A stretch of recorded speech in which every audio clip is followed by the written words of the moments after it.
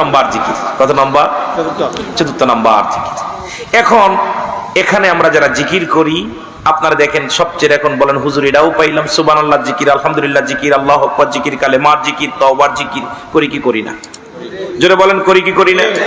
এখন বলেন হুজুর আপনারা জিকির করলেন কিন্তু মাথা না চাইলেন, এইটা তো মানতে পারলাম না। এই যে আল্লাহ আল্লাহ কইতেছেন, ভাই জোরে জোরে জিকির আল্লাহ আল্লাহ, ভাই বললেন আল্লাহ আল্লাহ, কিছু মানুষের মানতে কষ্ট হয়েছে। আমার এখানে সবচেয়ে বড় জিকির করে এই মসজিদ, এই মাদ্রাসার যিনি প্রধান শিক্ষক হাফেজ সাহেব, তারপরে দ্বিতীয় হাফেজ সাহেব, তৃতীয় হাফেজ সাহেব, ছাত্ররা বিসমিল্লাহির রাহমানির রহিম ইন্নাল্লাযীনা ক্বালু রাব্বুনাল্লাহু সুম্মা ইসতাকামু তাতানাজ্জাল মালাইকাতু আল্লাহ। এই যে ওরে বাবা রে বাবা, কথা কই না?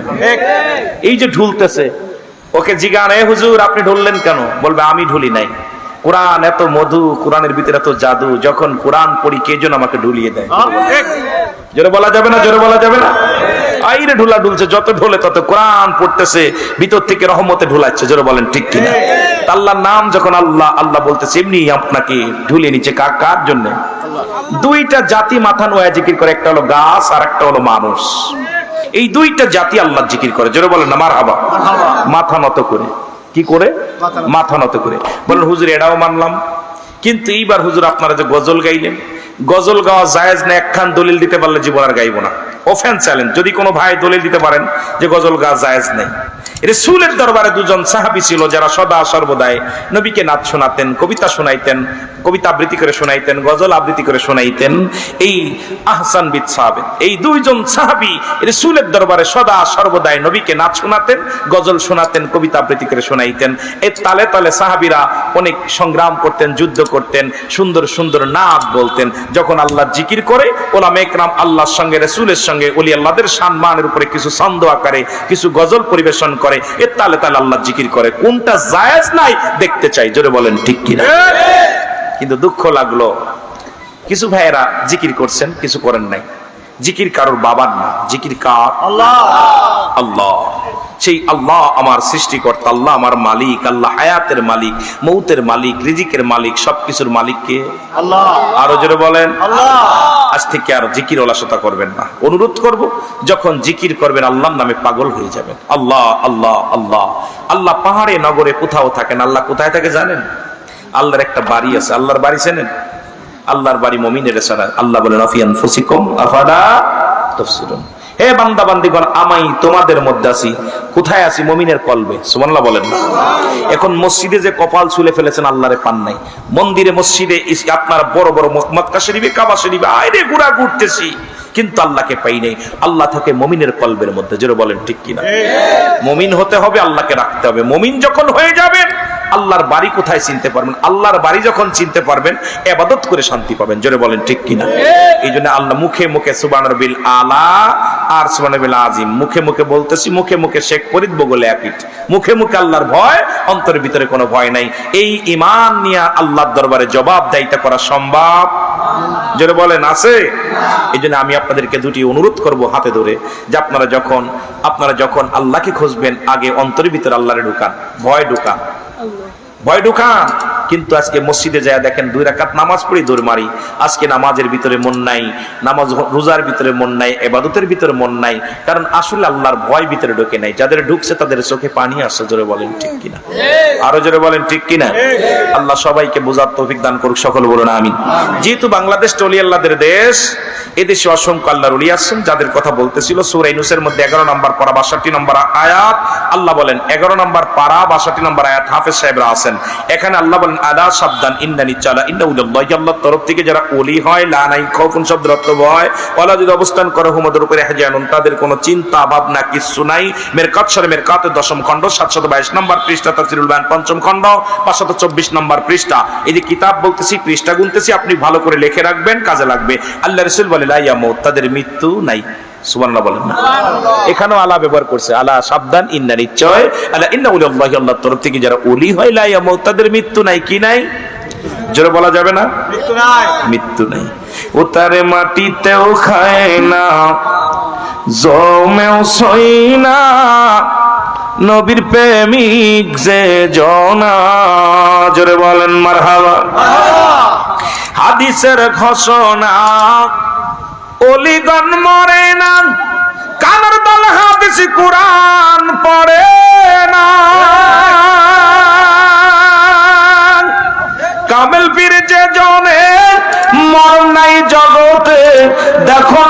পুরান হাদিস ঘাটিয়া তারে মাটিতেও খায় না জমেও সই না নবীর প্রেমিক যে জনা।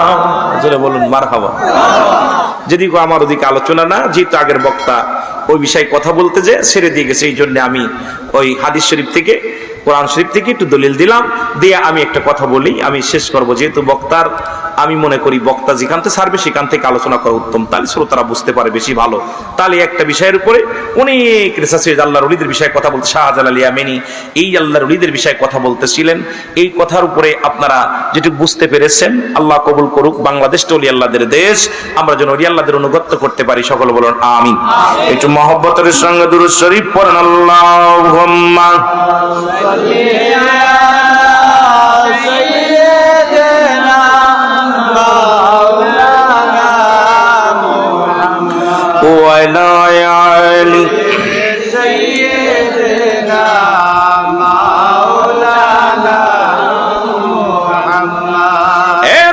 মুসলমান গভীর মনোযোগ। আল্লাহ তাআলা আপনাকে আমাকে রিয়াজুল জান্নাহ বেহেশতের বাগানে আসার মতো বসার মতো সুযোগ দান করল। এই সময় কত মানুষ জেলখানায়, কত মানুষ হাসপাতালে, কত মানুষ মৃত্যু শয্যায় সজ্জিত, ঠিক কি না? আমার আল্লাহ তাআলা মৃত্যু দেয় না, এই রিয়াজুল জান্নাহ বেহেশতের বাগানে বসার মতো আসার মতো সুযোগ দান করলো। উচ্চ কণ্ঠে আওয়াজ দিয়ে চিল্লায়া বলা যাবে না আলহামদুলিল্লাহ। বান্দা যখন রিয়াজুল জান্নাহ বেহেশতের বাগানে রওনা হয়ে গেছে, বাড়ি থেকে নিয়ত করেছে আজকের মাহফিলে যাব, আজকের ওই আহলে সুন্নাত ওয়াল জামাতের মাহফিলে, আজকে নিতার কান্দি জমিনের মধ্যে আমরা যাব, আজকে আমরা দড়ি কান্দির জমিনে জান্নাতের বাগানে বসবো। এই নিয়তটা করে যখন ঘর থেকে বাইর হয়ে গেল, প্রতিটা কদমে কদমে আমার আল্লাহ তা বান্দার জীবনের সগীরা গুনাহগুলো মাফ করে দিয়েছে। জোরে বলেন মারহাবা। এরা মুসলমান, আমরা শুধু সগীরা গুনাহ করি না, পদে পদে করছি কবিরা গুনাহ, নামাজ ছেড়ে দেয়া কবিরা গুনাহ। এখন যদি বলি কজন মানুষ নামাজ আদায় করেছেন? ওই রুহুল আমিনের ওয়াজ শুনতাম না।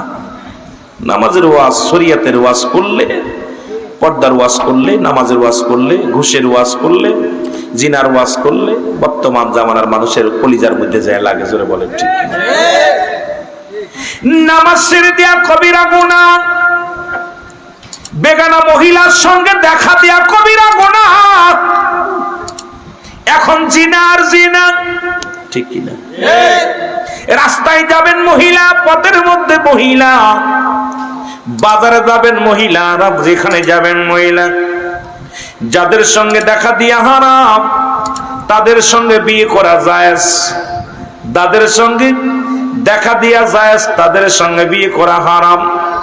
যেখানে যাই হুজুর সেখানেই বেগানা মহিলা, বেগানা মহিলার চেহারা দেখা হারাম, কবিরা গুনাহ। বেগানা পুরুষের চেহারা দেখা হারাম, কবিরা গুনাহ। মিথ্যা বলা কবিরা গুনাহ।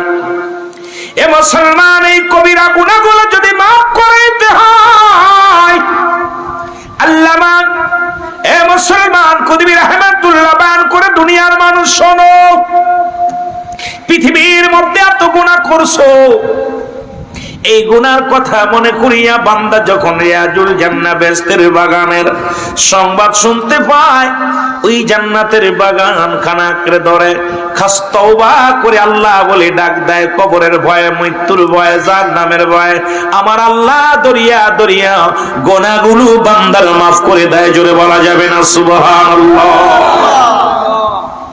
হাইরে গুনাহ, কেমনে বাঁচবো? বাঁচার মতো পথ আছে? আজকে মাহফিলে বাজার হয়নি, তাও দেখলাম মেয়েরা, বেগানা মহিলারা ঘোরাঘুরি করতেছে। আমার পুরুষ বাজানেরা, ওদিকে এমন নিশা, এমন নিশা, এ ভাই, এই জিন্দেগি ফুরায় যাচ্ছে কদিনের জন্যে। মুসলমান গড়ায়ু, মুসলমান, আপনার আমার জীবনের গড়ায়ু হলো 70 বছর। বাংলাদেশ সরকার বলেছে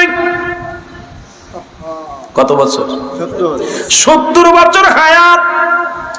10টা বছর চলে গেল আপনার বাল্য জীবন। কত বছর? 10 বছর চলে গেল আপনার বাল্য জীবন। থাকলো কত বছর?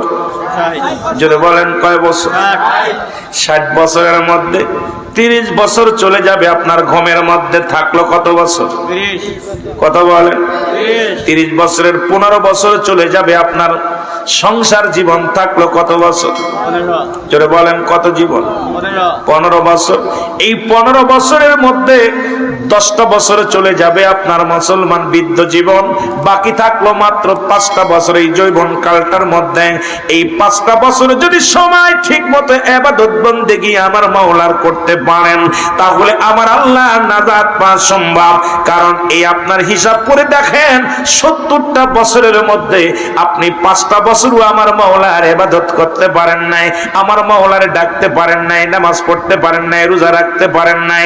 দিনরাত 24 ঘন্টার মধ্যে মুসলমান 5 ওয়াক্ত সালাত, এই 17 রাকাত ফরজ নামাজ আদায় করতে 1টা ঘন্টা সময় ব্যয় হয় না। আপনার 23টা ঘন্টা, আপনার 1টা ঘন্টা আমার আল্লাহর, এটাও দিতে পারেন না। আমার আল্লাহ যদি ধরে কেউ বাঁচতে পারবো না। জোরে জোরে বলেন ঠিক কিনা? আপনি 17 রাকাত নামাজ পড়তে কি ভাই 1টা ঘন্টা লাগে? কথা কয় না কেন? 20 রাকাত তারাবি পড়তেছে 40 মিনিট 30 মিনিটে। অনেক জায়গা আছে না? এর মাঝে রমজান মাসে এক জায়গায় দাওয়াত খেতে গেছি। কথা বুঝেননি? নামাজ 17 রাকাত নামাজ পড়ছে মাত্র 15-16 মিনিট। আমি করতেছে কি 2-4 রাকাত পড়া পর বসে থাকলাম, চিন্তা করলাম করে কি দেখিনি। ইমাম সাহেবকে বললাম যে ইমাম সাহেব ঘটনা ডাকি। হুজুর যদি দেরি হয়ে যায় কালকে চাকরি শেষ। কেন? বাজার কমিটির লোক বলছে যদি 20 মিনিটে মোটামুটি 10 মিনিটে সেরে দিতে পারলে ভালো হইতো। কয় মিনিট? 10 মিনিট। আমি কইতে ডিজিটাল নামাজ পড়েন, সূরা ফাতিহা, সূরা ইখলাস, আল্লাহু আকবার। যেহেতু নিয়ত তো লাগতেছে না, কই তারাবি আল্লাহু আকবার, নামাজ নিয়ত করেন সূরা ফাতিহা, সূরা ইখলাস, আল্লাহু আকবার, সূরা ফাতিহা, সূরা নাস, আল্লাহু আকবার, সূরা ইখলাস, সূরা ফাতিহা, আল্লাহু আকবার। হইলো দ্রুত হইব। কয় হুজুর বুঝি তো নামাজ হচ্ছে না, কিন্তু তারপরেও কমিটি কইছে যদি দেরি হয়ে যায় বাজার টাজার কইরা, বাজার কমিটির লোক কইছে তাড়াতাড়ি হইতে। আমি রুকুর মধ্যে যে কিতা কইলেন, সিজদার মধ্যে যে কিতা কইলেন, এইটা একটু তো কোয়ার সুযোগ দিবেন। আপনি হাতে করছেন ওইটা আগে পড়া ছিল কিছুটা। কথা বুঝলেননি? আহিরে ডিজিটাল মুসলমান ইবাদতকে করতে করতে, ডিজিটাল করতে করতে এমন অবস্থা হয়ে গেছে, এখন মসজিদে যে মন লাগে না, মাহফিলে আসতে মন লাগে না। যদি বলা হতো হই হই কাণ্ড রই রই ব্যাপার, আসিতেছে এক ঝাঁক ডানা কাটা পড়ি নাচিবে কিনা ওই শিল্পী কমলা সুন্দরী, এখানে সামিয়ানাও দেয়া লাগতো না, চেয়ারও দেয়া লাগতো না, বাড়ি থেকে খড়কুটা নিয়ে আয়ে বইতো। জোরে কোন ঠিক কিনা? টিকিট কত? টিকিট 500 টাকা। তবু লোক মনে হইতো। কথা কয় না কেন? আইরে ওইটা যাত্রার দরকার নাই। যদি আপনাদের যে গাজী কালুর গান হয় না, গাজু কালুর গান, ওইটা হলে শীত লোক বেশি হয়। কারণ কি, মানুষের ঈমান এমন ভাবে মরে গেছে, জাহান্নামকে মানুষ ভয় পায় না, কবরকে মানুষ ভয় পায় না। কবরে সেলফি তুলে, দাদার সঙ্গে মৃত্যু মানুষের সঙ্গে সেলফি তুলে তুলে ছেড়ে দিছে। আমি আশ্চর্য হয়ে গেছি, মানুষ মরে যাওয়ার পর দাদার দাড়ি ধরছে, দাড়ি ধরে সেলফি তুলছে। আমার দাদা মরে গেছে, তোমরা দেখো, দোয়া করো। আইরে বেকুব, তোর ধরতে পারলে 2টা থাপ্পড় লাগাইতাম তোর মুখের মধ্যে। কারণ মানুষ চলে শেষ জীবনে, সে চলে যাচ্ছে, তার ছবি তুলে সেলফি ছাড়ছে। তাহলে আমাদের অন্তর কত নিকৃষ্ট হয়ে গেছে। জোরে বলেন ঠিক কিনা? আর একটু জোরে বলেন ঠিক কিনা? কষ্ট কোথায় ওয়াজ করবো? ওয়াজের ময়দান নাই, ওয়াজের ময়দান নাই। ওয়াজের ময়দান আছে রং তামাশা, ওয়াজের ময়দান আছে হাসাহাসি, ওয়াজের ময়দান আছে গিবত, ওয়াজের ময়দান আছে ছলনা। সব শেষ, অবস্থা খুব কাহিল। শেষ জামানা। যেটা বলেন ঠিক কিনা? শেষ জামানা। এই জামানায় আমার রাসূল বলে গেছেন যে শেষ জামানায় এমন একটা অবস্থান দাঁড়াবে, মানুষ, এই মানুষগুলো ঈমান রাখতে পারবে না, ঈমান রাখা সম্ভব হবে না। আগুন রাখা যাবে হাতের উপর, ঈমান রাখা যাবে না। নবীজির দরবারে এক সাহাবী এসে বলে, ইয়া রাসূলুল্লাহ, ইয়া হাবিবাল্লাহ, খুব একটা আশ্চর্যজনক দেখে আসলাম। কি? 2টা পাখির গায়ে লেখা আছে লা ইলাহা ইল্লাল্লাহু মুহাম্মাদুর রাসূলুল্লাহ সাল্লাল্লাহু আলাইহি ওয়াসাল্লাম। নবীজি মুখটা বেজার। সাহাবীরা বলে, হুজুর এত সুন্দর একটা খবর দিলাম, আপনার মুখে থাকবে হাসি, আপনি আপনি আনন্দিত হবেন। কালেমা লেখা পাখির গায়ে আনন্দিত হবেন। মারহাবা বলেন না? নবীজির মুখটা আরো বলি। নবীজি বললেন তারপরে কি হলো আমার বলো দি। নবীজি বলার পর সাহাবীরা বলে, হুজুর দেখলাম পাখি দুটের গায়ে লেখা আছে কালেমা, কিন্তু ঠোঁট দিয়া ঠুকাই ঠুকাই ময়লা খাচ্ছে। কি খাচ্ছে? জোরে বলেন, কি খাচ্ছে?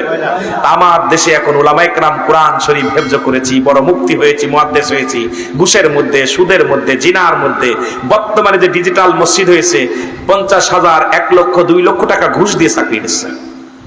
আরে ঘুষখোর ইমাম কেন? ওই পদের আমি যেহেতু উপরে লেভেল একটু হাত আছে, এই জন্য জানি অনেক ইমাম সাহেব যখনই শুনছে বাংলাদেশ সরকার মসজিদের ইমাম সাহেবের বেতন দিবে, বাংলাদেশ সরকার মসজিদের বেতন দিবে, অসংখ্য ইমাম বান্ডিল নিয়ে, টাকার বান্ডিল নিয়ে এখন ইমামতির জন্য পাগল হয়ে গেছে, ঘুষ দিচ্ছে।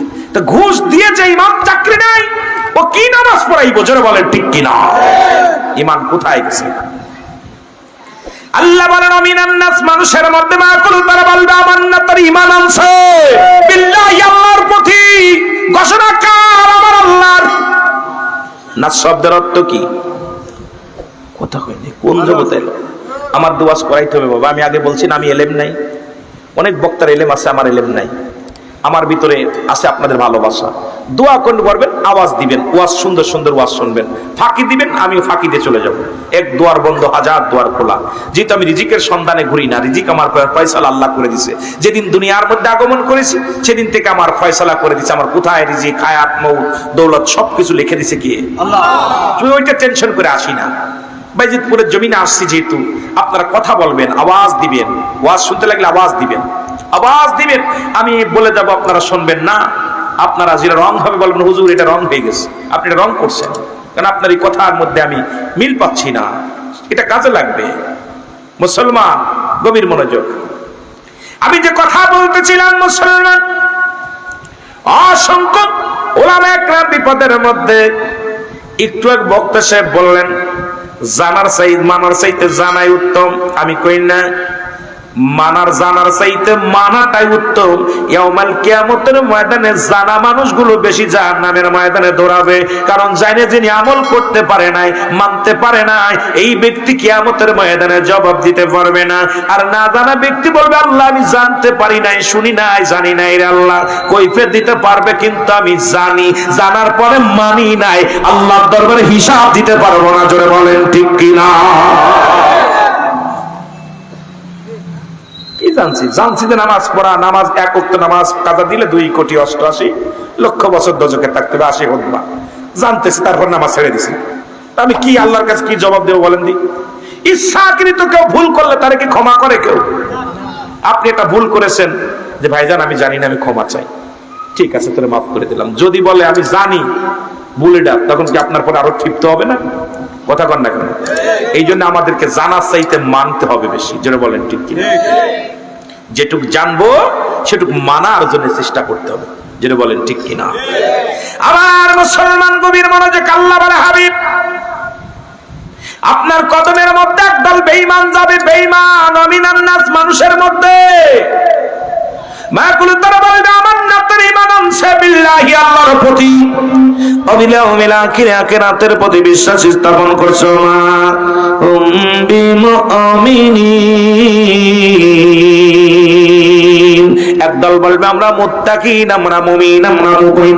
আল্লাহর কসম করে বলি ওরা মুমিন নয়, ওরা মুত্তাকিন নয়। ওদের জন্য আল্লাহ রেখে দিয়েছে দাতুলিল কাফিরিন, ওই কাফের বেঈমান মুনাফিকদের জন্য প্রস্তুতি করে রাখছে আমার আল্লাহ 7টা জাহান্নাম। জোরে জোরে বলেন ঠিক কিনা?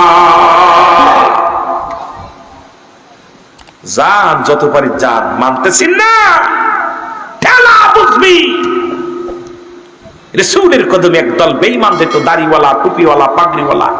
আল্লাহ বলে হাবিব, নাস শব্দের অর্থ কি? মানুষ। নাস শব্দের অর্থ কি? মানুষগুলো আপনার কদমের মধ্যে যাবে, কিন্তু তারা বলবে আপনাকে দেখে যে হুজুর আপনাকে আমরা মানি, ঈমান আনছি আপনার প্রতি, কবরের প্রতি ঈমান আনছি, কিয়ামতের প্রতি বিশ্বাস স্থাপন করছি। যখনই রাসূলের সামনে থেকে সরে যাবে তখনই তারা বরবাদ হয়ে যাবে। তারা ওগুলো ধোঁকা দিতে গিয়েছে। আল্লাহ বলে হাবিব, ওই সমস্ত মানুষগুলো সেই সমস্ত মানুষগুলো বিপদের মধ্যে পড়ে যাবে। জোরে বলেন ঠিক কিনা, আরো জোরে বলেন ঠিক কিনা। রিয়াল নবী মুহাম্মদ সাল্লাল্লাহু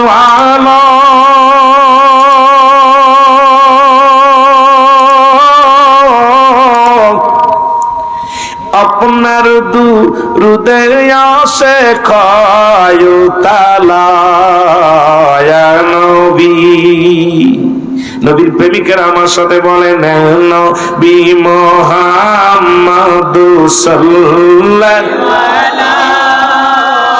আপনার দুরুদ আসে খায়ু তালা বলেন আপনার দুরুদ আসে খায়ু ওগো আপনার দুরুদ পড়ে আমার আল্লাহ তাআলা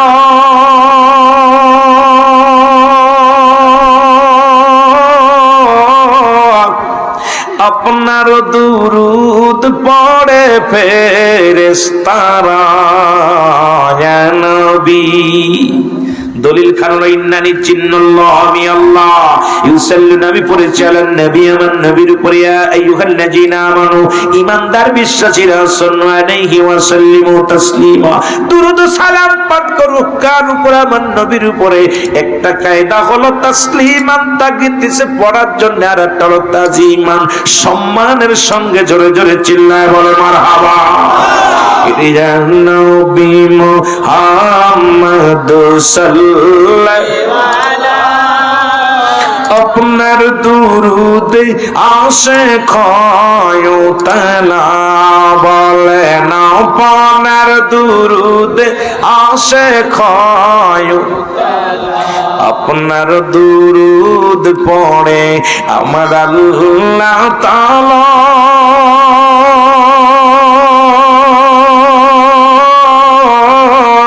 আপনার দুরুদ পড়ে ফেরেশতারা নবী বলেন নবী মুহাম্মদ সাল্লাল্লাহু আপনার দুরুদ আসে খায়ু তালা বলেন আপনার দুরুদ যখনই মনে পড়ে নবী কামলিওয়ালা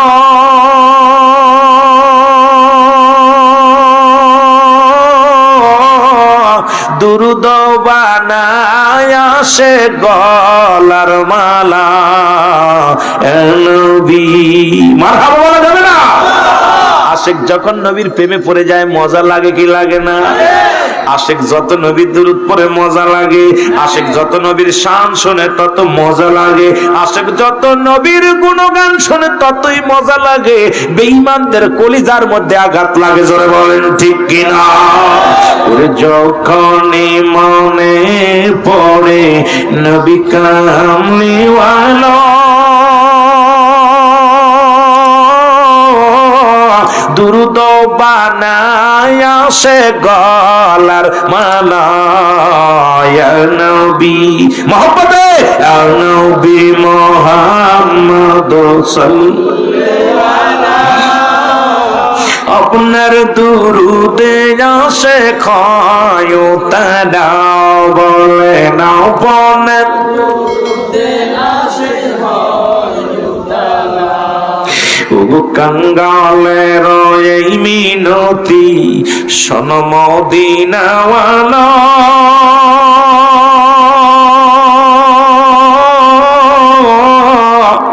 আমরা আর কিছু চাই না, চাই শুধু কদম তলা। মা বলা যাবে না। এই বাইজতপুর বাসীর এই মিনতি, এই কিশোরগঞ্জ জেলাবাসীর এই মিনতি শোনো মদিনাওয়ালা আমরা আর কিছু চাই না, চাই শুধু কদম তলা। ইয়া নবী বলো ইয়া নবী মুহাম্মদ সাল্লাল্লাহু তোমারই দুরুদে আসে ক্ষয়তলা বলো তোমারই এ দুনিয়ার মুসলমান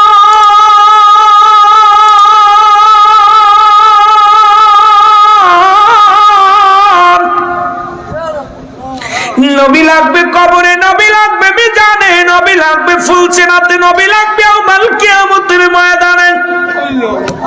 নবী বিনে কোনো বান্ধব নাই, নবী বিনে কোনো গতি নাই, নবী বিনে কোনো উপায় নাই।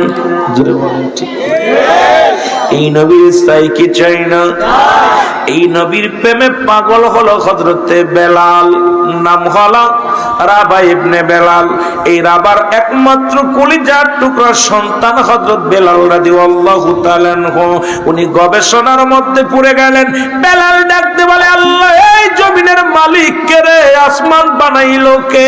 এই জমিন বানাইলো কে? সূর্য উদয় করে কে, ডুবাই কে? এই সব কিছুর মালিক কে?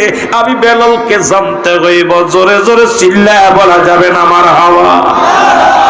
কষ্ট হয়, কষ্ট হয়। ফাঁকের চেয়ারগুলো বাবা যারা পাশে বইছেন আপনারা আগে এসে চেয়ারগুলো ব্লক করে বসেন। ওই জায়গা মাঝখানে শয়তান বইব, আপনাদেরকে আসোয়াশা করবে, আপনারা আগায় বসেন। আর একটু ওয়াজ করে আমরা আখেরি মোনাজাত করবো। কার জীবনের শেষ মাহফিল, কার জীবনের শেষ রাত কেউ বলতে পারি না। এই জন্য আগে আগায় বসেন। চেয়ারগুলো পিছনে ফাঁকা থাক, সব ফাঁকা থাক, দরকার নাই, লোক দেখায় লাভ নাই। যেগুলো আগে আগে আসে, যেগুলো খালি আছে খালি চেয়ারগুলো পোড়া করে বসেন না দাদা। অনেক সুন্দর বসার ব্যবস্থা করেছে কর্তৃপক্ষকে, ধন্যবাদ জানাই যে আপনাদেরকে যে সতর্ক রাখছে যে আমার ভাইয়েরা এত কষ্ট করে মাহফিল দিয়া চিন্তা করছে যদি ওয়াজ না শুনতে পারে, বৃষ্টি হলে ভাইয়েরা বসতে পারবে না, কত সুন্দর টাকা খরচ করে চেয়ারের ব্যবস্থা করছে। মানে আমার ভালো লাগছে এক প্রকার। যদিও জান্নাতের বাগানে মাটিতে বসে কামড়িয়ে ধরে বসা অনেক উত্তম, কারণ রিয়াজুল জান্নাত বেহেশতের বাগান আল্লামা কুতুবী রাহমাতুল্লাহ বয়ান করে বান্দা যখন সগীরা কবিরা গুনাহগুলো বেশি করে ফেলে, খাস তওবা করে আল্লাহ বলে ডাক দেয়, জান্নাতের বাগানে বসে যখন কবরের ভয়ে জাহান্নামের ভয়ে বান্দা যখন খাস তওবা করে আল্লাহ বলে ডাক দেয়, আল্লাহ দরিয়া দরি গুনাহ মাফ করে দেয়। যদিও এমন একটা সুযোগ পেয়েছি, তবুও আপনারা লোকজন কম। তবে আমি অনুরোধ করব যারা পিছনে বসে আছেন সব চেয়ারগুলো ক্লোজ করে আপনারা সামনে আগে বসে পড়েন। চেয়ার পিছনে খালি থাক, সামনে চলে আসেন। মহব্বতের সঙ্গে দুরূদ শরীফ পড়েন। আল্লাহুম্মা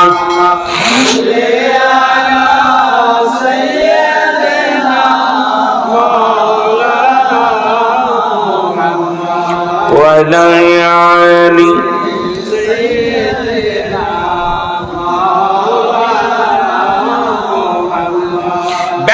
ছোট্ট মানুষ, রাবার কলিজার টুকরা। বেলালের বাবার নাম রাবা। এ মুসলমান শুনে নাও, এই রাবার সন্তান, কলিজার টুকরা সন্তান জমিনের মধ্যে বয়া চিন্তা করে আল্লাহ। তখনও তো আল্লাহকে জানে না, তারা জানে পৃথিবীর মধ্যে আল্লাহ অনেক। যেমন ইহুদি খ্রিস্টানের এখন সূরা ইখলাসটাকে বলতেছে এটা জাল। কারণ যারা দেবতার পূজা করে, যারা মূর্তি পূজা করে, যারা পৃথিবীর মধ্যে প্রতিমা পূজা করে, এক কথায় মুসলমান যারা চন্দ্র পূজা করে, যারা দুনিয়ার মধ্যে পৃথিবীর মধ্যে আল্লাহ ব্যতীত অন্য কারো পূজা করে, এই সমস্ত বেঈমানেরা চিন্তা করছে সূরা ইখলাসটা যদি মুসলমানদের ভিতরে জাল না বানায় দিই তাহলে একমাত্র আল্লাহকে মানবে। আমার আল্লাহ বলে, আমার সাথে পড়েন, বিসমিল্লাহির রহমানির রহিম।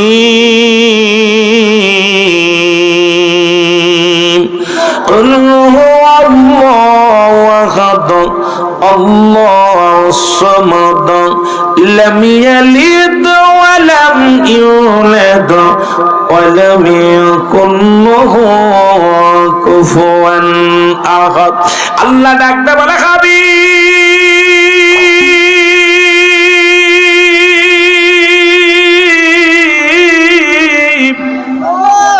আপনি জানেন আমি আল্লাহ এক। সুতরাং যারা চন্দ্রের কাছে খোদা বানাইলো, যারা প্রতিমাকে খোদা বানাইয়া পূজা করলো, যারা দুনিয়ার মধ্যে, ও মুসলমান শুনে নাও, আল্লাহ ব্যতীত অন্যরে যারা খোদা বানাইলো এই দুনিয়ার মধ্যে শুনে নাও, আল্লাহ কয় হাবিবরে জানায়া দাও আমি আল্লাহ এক। আল্লাহ কয়জন? আরো জোরে বলেন কয়জন? কিয়ামতের ময়দানে কঠিন বিপদে পড়ে যাবে 5 শ্রেণী মানুষ। তাদের দোয়া দুনিয়ার মধ্যে রোজা কবুল হবে না, যাকাত কবুল হবে না, দুনিয়ার মধ্যে নামাজ কবুল হবে না, হজ কবুল হবে না, তওবা কবুল হবে না। কারণ কাদের জন্য কোন কিতাবের মধ্যে আছে 5 শ্রেণী মানুষ, আবার কোন জায়গায় আছে 3 শ্রেণী মানুষ। তাদের মধ্যে এক শ্রেণী মানুষ হলো মুসলমান নাম্বার 1। নাম্বার 1 হলো পৃথিবীর মধ্যে হিংসুটে মানুষ। এদের জন্য সবে বরাত, সবে কদর, লাইলাতুল কদর, লাইলাতুল বরাত, পৃথিবীর কোন দুআই আল্লাহর দরবারে কবুল হবে না। 2 নাম্বার হলো আল্লাহর সঙ্গে শিরিককারী, যারা শিরিক করলো, যারা প্রতিমা পূজা করলো তারা আল্লাহর সঙ্গে শিরিক করলো, যারা চন্দ্র পূজা করলো তারা আল্লাহর সঙ্গে শিরিক করলো, যারা দুনিয়ার মধ্যে আল্লাহ ব্যতীত অন্যকে খোদা বানাইলো এরা আল্লাহর সঙ্গে শিরিক করলো। আবার মুসলমানও অনেক সময় শিরিকি গুনাহ করে ফেলে, কয় গরুটা ছিল বিলে বাঁচলাম, ছেলের চাকরিটা ছিল বিলে বাঁচলাম, জমিনে ফসল হলো বিলে বাঁচলাম, গাছটা ছিল বিলে বাঁচলাম, ব্যবসাটা ছিল বিলে বাঁচলাম। আল্লাহর কসম করে বলি বাঁচানোর মালিক হলো আমার আল্লাহ। যখনই আপনি বলতেন যদি আমার আল্লাহ তাআলা ছেলের ওসিলা আল্লাহ দয়া করছে, আল্লাহ তাআলা ছেলের চাকরিটা আল্লাহ দয়া করে দিয়েছিল, তার ওসিলায় আল্লাহ মানে ভালোই রাখছে, কোনো গুনাহ হতো না। হাসতে হাসতে সেরে কি গুনাহ করে ফেলি, আমার আল্লাহর দরবারে এই সমস্ত মানুষের দোয়া, মানুষের গুনাহ আল্লাহ মাফ করবে না। জোরে জোরে চিল্লায়া বলা যাবে না আল্লাহু আকবার। 3 নাম্বার হলো পিতা মাতার নাফরমানি সন্তান, 4 নাম্বার হলো এতিমের মাল ভক্ষণকারী, 5 নাম্বার হলো গীবতখোর। এই 5 শ্রেণী মানুষের দোয়া আল্লাহ কবুল করে না। এখন বুকে হাত দিয়ে কয়টা মানুষ বলতে পারেন আমরা এই পক্ষের লোক এই 5টার ভিতরে নাই? অনেক আলোচনা ছিল, মুসলমান শুনে নাও, আমরা অধিকাংশ মানুষ শিরকের মধ্যে পড়ে যায়। হিন্দুরা পড়ে, হিন্দুরা কয়েকটা পূজার নাম, কয়েকটা দেবতার পূজা করে, কিন্তু মুসলমানও কম পূজা করে না। মুসলমান কিন্তু এক আল্লাহ ব্যতীত অনেকগুলো পূজা করা শুরু করেছে। আল্লাহর দরবারে জবাব দিতে পারবেন না, আল্লাহর দরবারে জবাব দেওয়ার সম্ভব নয়। আল্লাহ ডাকতে পারে হাবিব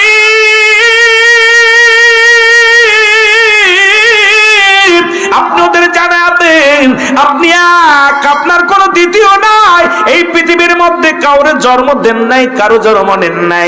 সুতরাং আল্লাহর কোনো ছেলে নাই, আল্লাহর কোনো মেয়ে নাই, আল্লাহর কোনো বংশ নাই, আল্লাহর কোনো গোত্র নাই। আল্লাহ আসমান জমিনের মধ্যে আমার সমতুল্য, আমার সমকক্ষ আর কেউ নাই। এখন আল্লাহর সঙ্গে যারা শিরিক করিয়া, আল্লাহর সঙ্গে যারা শরীক করিয়া পূজা করলো, কশ্চিন কালো তারা মুর্দা হয়ে গেল, তারা পৃথিবীর বুক থেকে জাহান্নামী, এই দুনিয়া থেকেও গজবের মধ্যে পড়ে যাবে, আখিরাতেও আল্লাহ তাআলা জাহান্নামে ছুঁড়ে মারবে। জোরে জোরে চিল্লায় বলেন ঠিক কি না? অধিকাংশ মানুষগুলোই ভুলটা করে। দেখা যায় অনেক ব্যবসায়ী ভাইয়েরা কয় ব্যবসা যদি না থাকতে বা শেষ, কোন দি বাঁচানোর মালিক কে? ছেলেটা না থাকলে, ছেলেটা বিদেশে গিয়েছিল বিলে বাঁচিছি রে, আহা চাকরি ছিল বিলে বাঁচলাম। অধিকাংশ মানুষ আল্লাহর সঙ্গে শিরিক করে, হাসতে হাসতে গুনাহ করে, হাসতে হাসতে গুনাহ করে। একমাত্র আল্লাহর সঙ্গে কোনো শরীক চলবে না। আল্লাহ কয়জন? আরো জোরে বলেন, একটু মহব্বতে বলেন না মারহাবা। একটু মহব্বতের সঙ্গে জিকির করেন সুবহানাল্লাহ, আলহামদুলিল্লাহ, লা ইলাহা ইল্লাল্লাহ। আরো জোরে বলেন লা ইলাহা বেজান মোগার মনের বেদনা, আয় হায় বুঝাইলে কেউ বোঝে না, হায়রে শোনাইলে কেউ শোনে না, ওগো শোনেন শেখের মদিনা ওয়ালা ইলাহা ইল্লাল্লাহ। আরো জোরে লা ইলাহা ইল্লাল্লাহ। আওয়াজ নাই, জোরে জোরে লা ইলাহা ইল্লাল্লাহ, লা ইলাহা ইল্লাল্লাহ, লা ইলাহা ইল্লাল্লাহ। এ মুসলমান গভীর মনোযোগ, বেলাল চিন্তা করে মালিক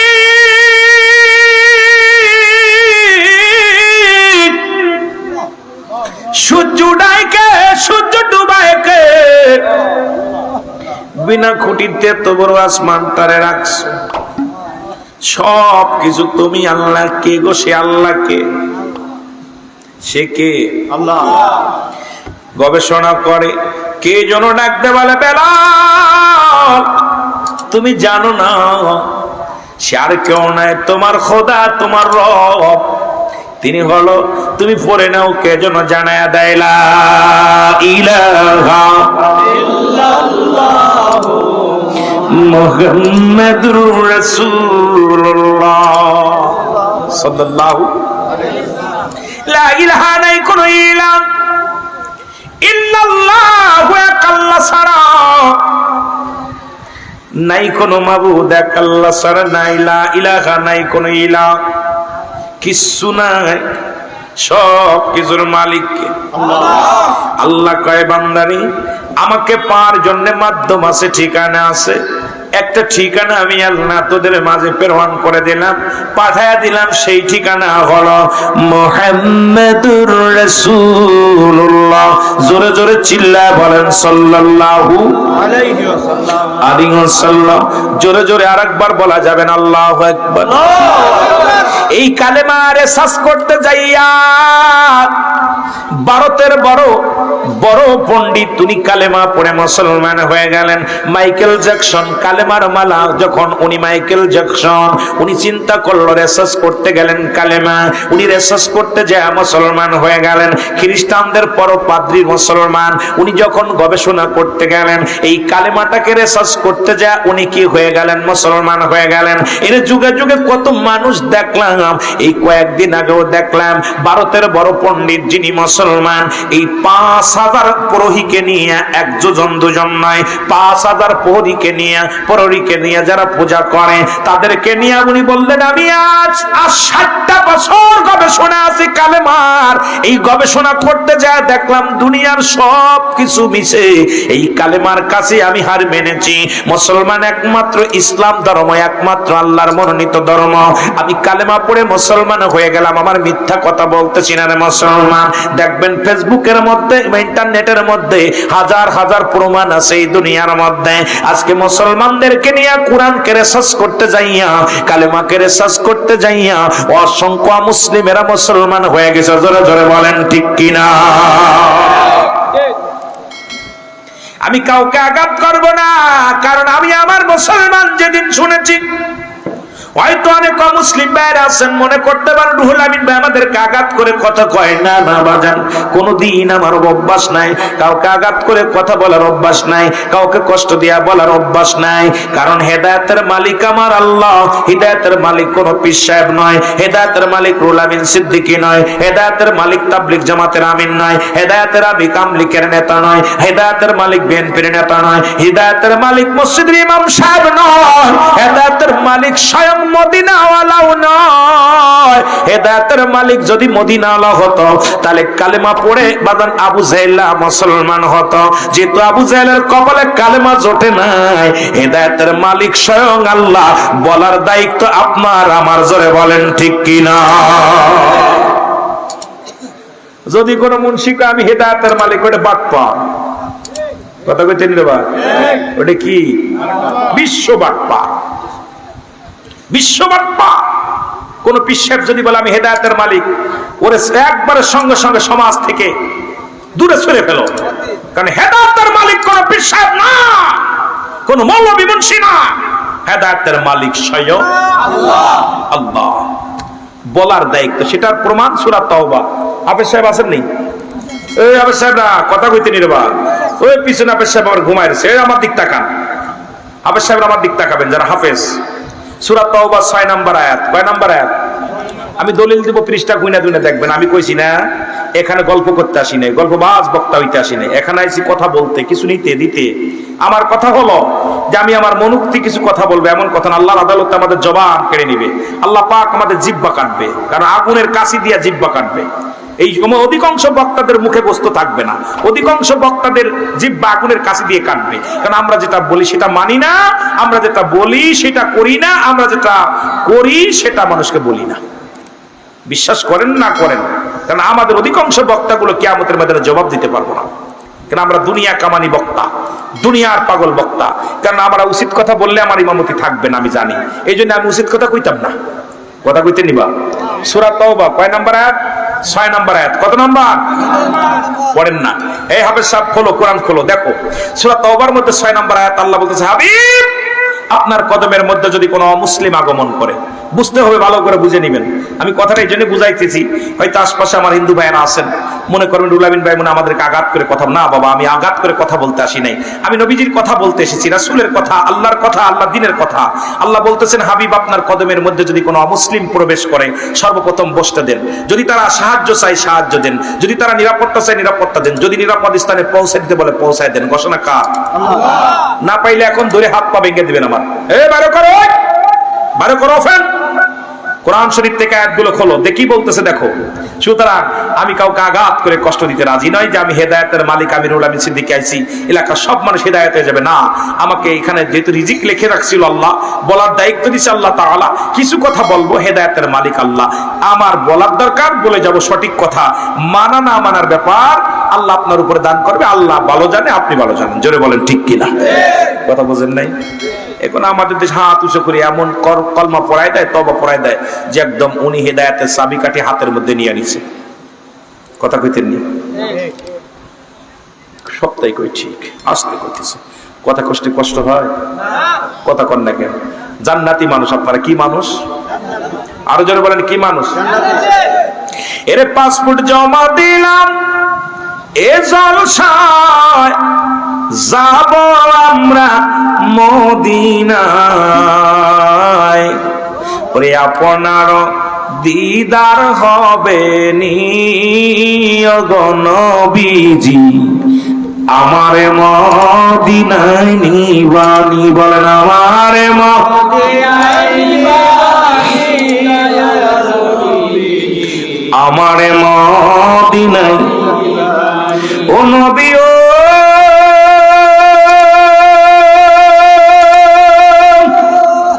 এই নেতার কান্দের আশেকার, কান্দিয়া হইলাম হয়রান, কবে পাবো দিদার আপনার। ও থাকতে যদি নাহি পায়, মইরা গেলে হবে কি উপায়, দিদার দিবেন স্বপ্নে আমারি গো নবীজি, আপনারই দিদার পাবনি।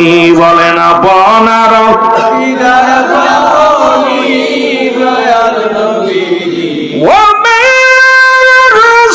আরসালনাকা ইল্লা রাহমাতাল লিল আলামিন।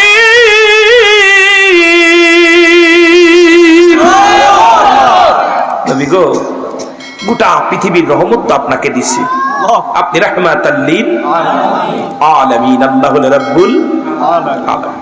এর পাসপোর্ট জমা দিলাম, জলসায় যাব আমরা মদিনায়, একবার আপনার দিদার পাবনি গো নবীজি, আমারে মদিনায়। এ মদিনার পাগলেরা জোরে বলেন, আমারে মদিনায় নিবা নবীজি, আমার মদিনায় নিবানি। এর বনের যত পশু গান ভক্তি করে নবীর দু চরণ, বনের যত পশু ভক্তি করে নবীর দু চরণ, মেঘমালা মোর ছায়া দিত গায়। কেমন নবী রে? ঠিক কিনা? ঠিক। এরে আশিকের বেদনা একবার লইয়া যান গো মদিনা। বলেন আশিকের বেদনা একবার লইয়া যান গো মদিনা, দেখবো আপনার নূরের রওজা খানি গো নবীজি, আমারে মদিনায়। মারহাবা মারহাবা জোরে আমারে মা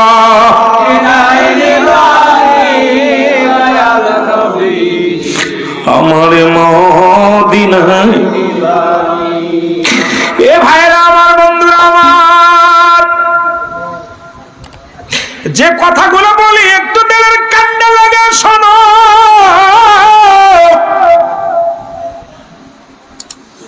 বেলাল বাড়ি যায় ডাকতে বলে আমার আব্বা জান আমি আপনার কাছে কিছু প্রশ্ন করব আমি জানতে চাই ছোট্ট বেলাল ডাক দেখে আমার আব্বা জান এই পৃথিবীটা কে বানাইছে এই জমিনটা কে বানাইছে বেলাল বাবা কয় না রে বাবা না আমাদের যিনি নেতা উনি বানাইছে কে বানাইছে রে বাবা কাবাব আব্বা আমারে বানাইছে কয় আমি বাবারে তোমারে বানাইছে কে কয় আমারে বানাইছে তোর দাদাই তোর দাদারে বানাইছে কে তোর দাদারে বানাইছে তার দাদাই তার দাদারে বানাইছে কে কয় তার দাদাই তার দাদারে বানাইছে কে দাদাই দাদাই দাদাই দাদাই চলে যায় বেলাল কয় বাবা গো তোমার কথা আমি বুঝি না কিছু দা বাবা গো এই আসমান জমিনের মালিক আপনার মালিক আমার মালিক মনে একজন আছে এরে মুসলমান শুনে নাও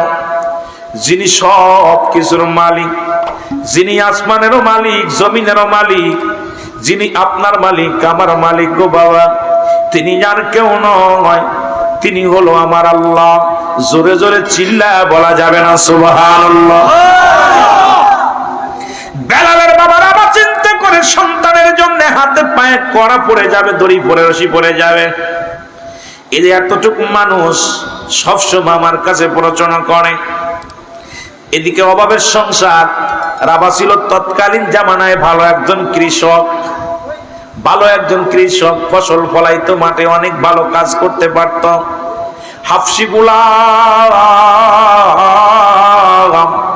হাফসি কৃষক রাবার সন্তান অভাবের সংসারে চিন্তা করে যদি আমাদের নেতারা যদি জানতে পারে আমার সন্তান আমার কাছে জিগায় আমার রবকে আমার তোমার রবকে তাহলে যদি আমি বিপদের মধ্যে পড়ে যাব ছেলে টুটবাট পড়াশোনা করে ছেলেকে আর রাখা যাবে না এক অভাবী সংসার এই চিন্তা সেই দ্বারা নিয়ে গেলেন বাজারে যে কোনো বিনিময়ে বিক্রি করে দেবে বেলালকে সাজাইয়া বেলালকে ডাক দে বাবা কয় বাবারে চলো বাজারে ঘুরতে যাই বেলাল ছোট্ট মানুষ বুঝতে পারে নাই বেলাল মনে করছে বাবা আমারে কি বা কি দেখাইতে যাবে মেলা দেখাইতে যাবে বেলালকে সাজাইয়া কাপড় পরাইয়া বাজারে নিয়ে মানুষ যেখানে বিক্রি হয় সেখানে দাঁড়ায়া পড়েছে বেলালকে দেখিয়া ছোট্ট মানুষ হাফসি গোলাম চেহারা ছবি ভালো না বেলালের বাবা কয় এ হাটের পরিরা শোনো আমি আমার একমাত্র সন্তানকে বিক্রি করব ছোট্ট মানুষ যদি কেউ কিনতে চাও আসো লোকজনের ছোট্ট মানুষ অমুসলমান শুনে নাও এই বালক শ্রমিককে কেউ নিতে চায় না অবশেষে উমাইয়ার কাছে বিক্রি করে দিলেন বেলালকে কিছু টাকার বিনিময়ে বিক্রি করে দিলেন বেলাল ডাকতে বলে বাবা তুমি আমার জন্মদাতা পিতা বাবা গো তুমি অন্যর কাছে আমারে বিক্রি করে দিলা কয় বাবারে আমি তোরে বিক্রি করে দিলাম আবার থেকে ফিরে নেব একে বেলালকে নিয়ে চলে গেলেন উমাইয়া নিয়ে কাজে লাগায় দিলেন বকরি চড়ানোর দায়িত্ব দিলেন বেলালকে বকরি চড়ায় সারাদিন পরে মাঠের মধ্যে বকরি চড়ায় কোন রকম খানা খায় ছায়া পায় না জঙ্গলের মধ্যে বিশাল মরু প্রান্তরে ঘুরে বেলাল শুধু একটাই গবেষণা করে এই জমিনটা বানাইলো কে পাথর বানাইলো কে এরে আমার আল্লাহ দুনিয়ার মধ্যে সবকিছু বানাইলো এই মানব জাতির যেমনি বানাইছে আমার আল্লাহ আর কোন প্রাণীকে আল্লাহ এমনি বানাই নাই আল্লাহ কয় বান্দারে আমি জমিনটা বানাইলাম কুন আর ফায়াকুন বলিয়া আসমান বানাইলাম আমি কুন আর ফায়াকুন বলিয়া এই পৃথিবীর মধ্যে পাহাড় বানাইলাম আমি কুন আর ফায়াকুন বলিয়া এই পৃথিবীর মধ্যে জিন বানাইলাম আমি যেমনি, মানুষ তোরে আমি এমনি বানাই নাই। আপনারে যেমনি বানাইছি জমিন তেমনি বানাই নাই। আপনারে যেমনি বানাইছে পাহাড় তেমনি বানাই নাই।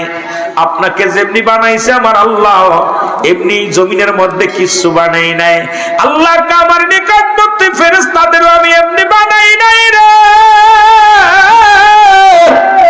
মানব জাতি শোনো, সব কিছু আসমান জমিনের ভিতরে যা কিছু আছে সব কিছু আমি আল্লাহ হুকুম দিয়ে বানাইলাম। একমাত্র মানুষকে আমি আমার কুদরতি হাত